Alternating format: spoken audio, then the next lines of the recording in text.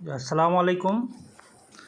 আজকে আমি আপনাদেরকে দেখাবো কিভাবে বিহার স্টেটের অ্যাডমিট কার্ড ডাউনলোড করতে পারবেন।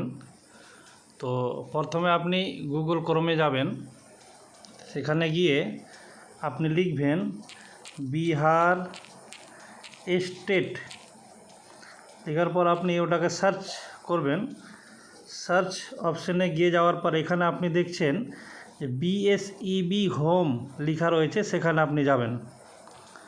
সেখানে গিয়ে আপনি স্ক্রল করে নিচে আসবেন।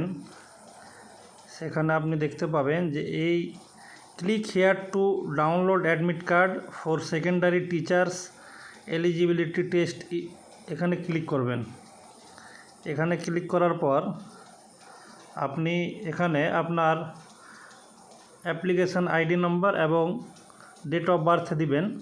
ডেট অফ বার্থ দেওয়ার পর এখানে ক্যাপচা ক্লিক করে দিবেন 5V5। এই সব কিছু হয়ে যাওয়ার পর আপনি লগ ইনে ক্লিক করবেন।